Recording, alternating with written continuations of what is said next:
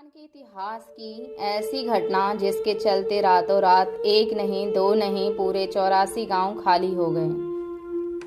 तो आइए देखते हैं उस रात आखिर ऐसा क्या हुआ जिसके चलते सारे गांव खाली करने पड़े।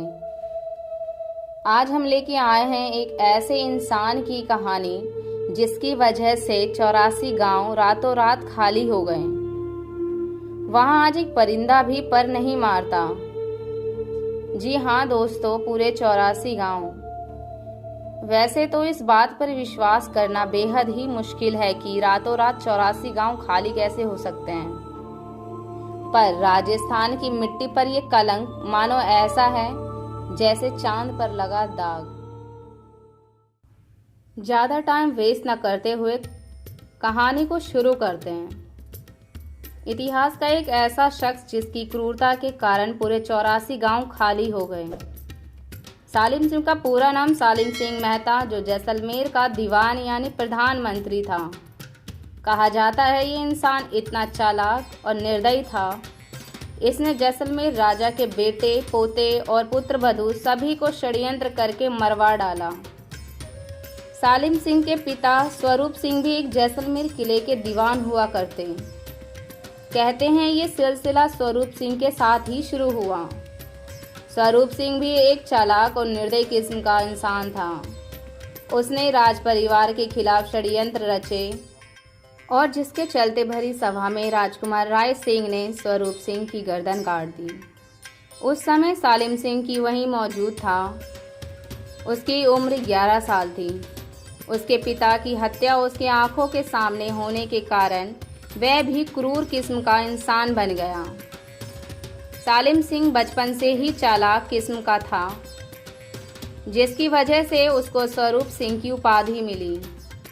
अपने पिता की निर्दयी तरीके से हत्या होने की वजह से सालिम सिंह ने भी ठाना कि वो भी एक दिन जैसलमेर किले पर राज करेगा।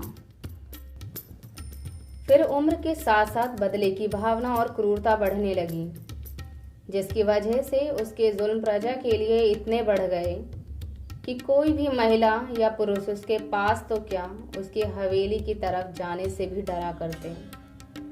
कहा जाता है कि सालिम सिंह के जुल्म के पुख्ता सबूत कुलधरा गांव से मिलते हैं। करीब आज से 250-300 साल पहले ये गांव नहीं बल्कि खेड़े हुआ करते। पहले के समय में 12 गांव मिलकर एक खेड़ा होता था। पहले ये गांव फले फूले करते, जिनमें पालीवाल ब्राह्मण रहा करते थे। पर इतिहास को तो कुछ और ही मंजूर था, जिसके चलते वक्त ने करवट ली और जैसलमेर की धरती पर एक नया मोड़ आया, जो न किसी ने देखा न सोचा। एक बार कुलधरा गांव से सालिम सिंह गुजर रहा था। तभी उसने मंदिर में एक कन्या को पूजा करते देखा। सालिम सिंह की नज़र जब कन्या पर पड़ी तो उसे देख मोहित हो गया। फिर उसने कन्या से शादी करने का प्रस्ताव रखा, लेकिन कन्या के परिजनों ने मना करते हुए कहा, देख सालिम, अब तू बड़ा हो गया है और तेरा जात धर्म हमसे अलग है। हम पालीवाल ब्राह्मण और तू हमारे धर्म का नहीं है। पर सालिम सिंह जिद्दी किस्म का इंसान था। गांव वालों के मना करने पर भी वह नहीं माना और उसकी उनके प्रति क्रूरता बढ़ने लगी। फिर गांव वाले ने सोचा कि सालिम सिंह जिद्दी किस्म का इंसान है, ये अपने आगे राजा की नहीं चलने देता, फिर तो हम आम इंसान हैं। गांव वालों ने सोच विचार करके 10 दिनों का समय मांगा और कहा, हम अपने आस पड़ोस के गांव के भाइयों से बातचीत कर लें। सालिम सिंह ने वहां से जाते वक्त कहा, अगर अगली पूर्णिमा तक इस कन्या से शादी नहीं हुई तो इसे उठा ले जाऊंगा। इधर गांव वाले उसकी क्रूरता और इन हरकतों से परेशान हो चुके थे, लेकिन इस बार ये लड़ाई मान सम्मान की थी। फिर सभी 84 खेड़ों के मुखिया को संदेश भेजा गया और संदेश में लिखा, बात अब मान सम्मान की है, सभी पालीवाल भाइयों को एकजुट होना पड़ेगा।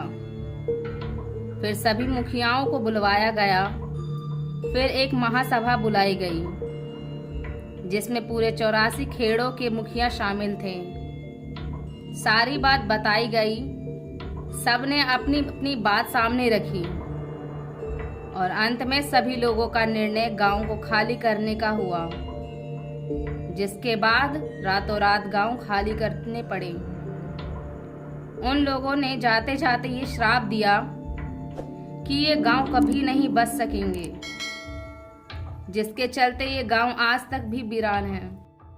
वक्त के चलते 82 गांव यानी खेड़े तो बस गए, पर 2 गांव कुलधरा और खावा आज तक बस नहीं पाए। आज भी कोई इन गांव में बसने की कोशिश करता तो कोई ना कोई अनहोनी हो जाती, जिसके कारण आज ये दोनों गांव आर्कोलॉजिकल सर्वे ऑफ इंडिया की देखरेख में हैं, जहां इस जगह को भूतिया माना गया है। पर दिन के समय इस जगह को सैलानियों के लिए खोल दिया जाता है, पर सूर्यास्त होते ही एंट्री बंद कर दी जाती है। यहाँ पर आए लोगों का कहना है कि दिन के वक्त लोगों के चिल्लाने की आवाज़ और औरतों की पायलों की आवाज़ अक्सर सुनाई देती है। इस घटना के बाद ये गांव आज भारत की भूतिया जगहों में से एक है, जिसे दूर दूर से सैलानी देखने आते।